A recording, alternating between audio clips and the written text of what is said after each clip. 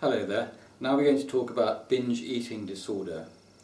Binge eating is very different to just normal eating because part of the disorder is the kinds of food which people eat. For example, somebody who doesn't like crisps can, if they're having a binge, go through packets of crisps. And while they're eating the crisps, they may be thinking, why am I doing this? I'm not enjoying this. So binge eating disorder is not about having a wonderful love of food. In fact, what's happening is that food is being used symbolically to help the person, and I say help in inverted commas because it's not really helping the person. It's another manifestation of what I call the overweight eating disorder mechanism, the OEDM.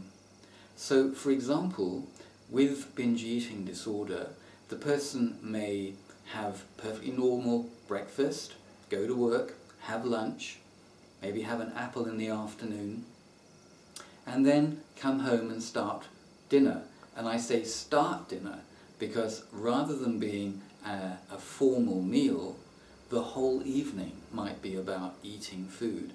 With binge eating disorder, the person might hoard food all over the house. And the person might say, well, I need to know that that food's there so that I feel safe, so that if I do want something, I can have it. But what tends to happen is the person becomes out of control. They can't stop having the food. They just start eating. And a typical description of food, it might start off with a couple of peanut butter sandwiches and an orange. That's okay if that's what you want to have for dinner. But then there'll be a bowl of cold pasta, and then a couple of ice cream cones, and then a couple of bars of chocolate, and then some nuts, and then some fruit, and then a couple more sandwiches. So in other words, it's a binge disorder. It's a disordered way of eating.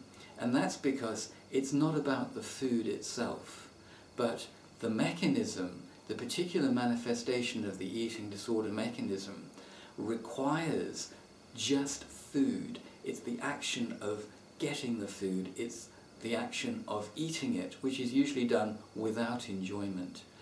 It's about an explosion of food. I've sometimes talked about it's like being at an orgy, it's like being at something where there's a complete loss of control about food. And in fact, I've also said to clients that actually I find the idea quite frightening, which is interesting because they think it's very exciting.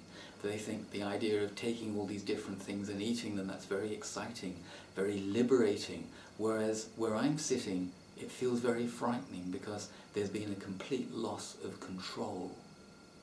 So with binge eating disorder, it's, as I say, it's not about a great love of food, it's not about a great love of cooking. It's because the mechanism is filling up the holes in the voids, which I've talked about on other clips, by making the person, forcing the person to just continue eating and eating, often far after they have any interest in the food, and when they know that they can't enjoy any more food. So it's a real disorder, and it comes from the overweight eating disorder mechanism. And in the next clip, we'll talk about how to recover.